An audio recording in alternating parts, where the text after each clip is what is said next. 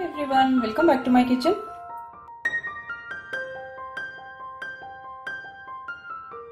చిరుధాన్యాల్లో ఒకటైన కొర్రలు అంటే ఫాక్స్టైల్ మిల్లెట్, వీటితో కిచిడి ఎలా చేసుకోవాలో చూద్దాము.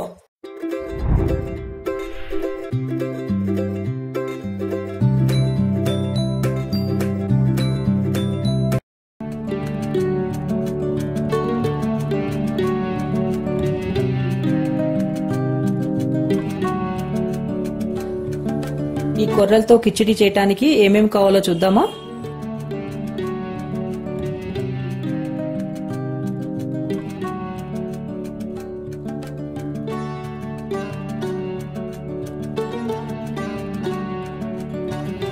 కొర్రలు 1 కప్, పెసరపప్పు 1/2 కప్పు.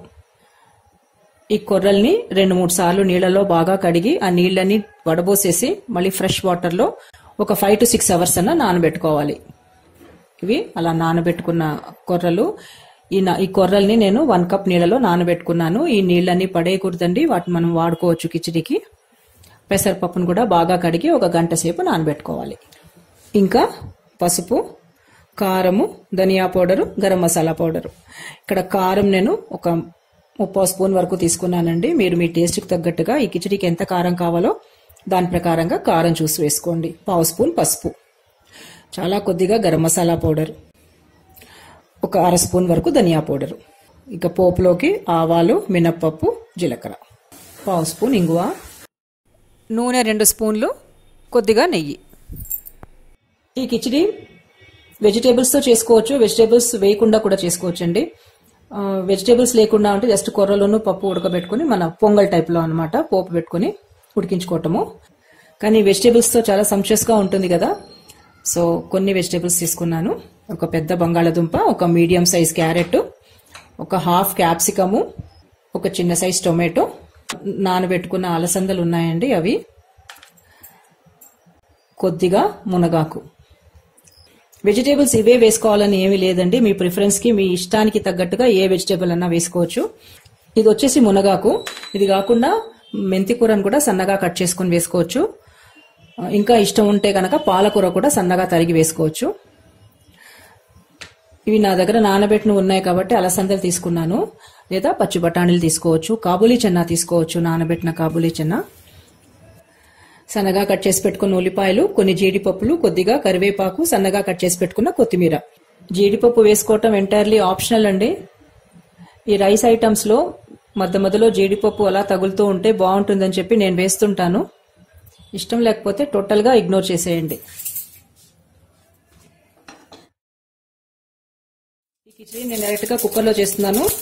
సో ఒక కుక్కర్ గిన్నెలో 2 స్పూన్లు నూనె పోసుకొని జీలకర్ర, మినప్పప్పు, ఆవాలు వేసి, ఆవాలు జీలకర్ర చిట్లగానే కట్ చేసి పెట్టుకుని ఉల్లిపాయలు వేసుకోవాలి, జీడిపప్పులు కూడా.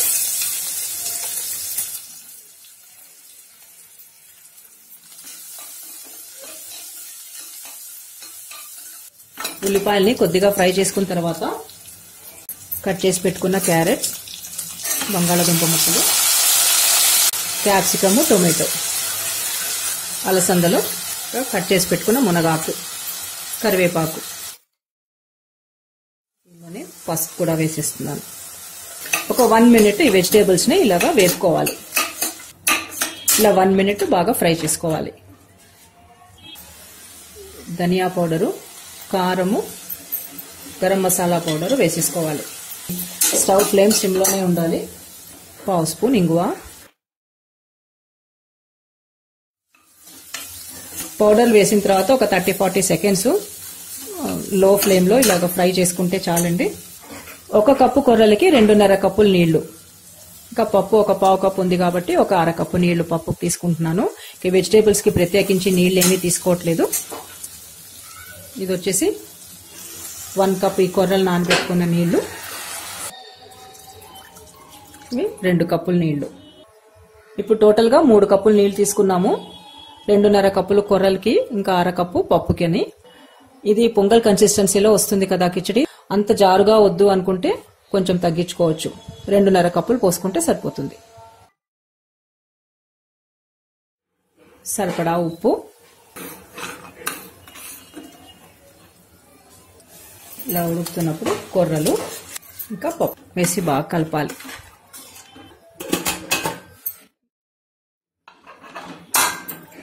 మీడియం ఫ్లేమ్ లో 2 నుంచి 3 విజిల్స్ రానిచ్చి స్టవ్ ఫ్లేమ్ పూర్తిగా సిమ్ లో పెట్టి ఒక 3-4 నిమిషాలు ఉంచి స్టవ్ ఆఫ్ చేసేయాలి. కుక్కర్ లో ప్రెషర్ రిలీజ్ అయింది. చాలా బాగా ఉడికాయండి కొర్రలు ఇంకా పప్పు. ఈ కన్సిస్టెన్సీ కాకుండా ఇంకా జారుగా కావాలంటే కొద్దిగా నీళ్ళు ఎక్కువ పోసుకోవచ్చు. కొద్దిగా నెయ్యి, సన్నగా కట్ చేసుకున్న కొత్తిమీర. మన హెల్తీ కొర్రలతో కిచిడి రెడీ. ఈ వీడియో మీకు నచ్చితే లైక్ చేయండి, షేర్ చేయండి. కొత్తగా మా ఛానల్ని చూస్తున్న వాళ్ళైతే ఈ వీడియో కింద ఉన్న రెడ్ సబ్స్క్రైబ్ బటన్ ని క్లిక్ చేసి ప్లీజ్ మా ఛానల్ని సబ్స్క్రైబ్ చేయండి. పక్కనే ఒక బెల్ ఐకాన్ ఉంది, దాన్ని కూడా ట్యాప్ చేయండి. సో దట్ మేము చేసే ప్రతి కొత్త వీడియో అప్డేట్ మీకు నోటిఫికేషన్స్ గా వెంటనే వచ్చేస్తాయి. Thanks for watching.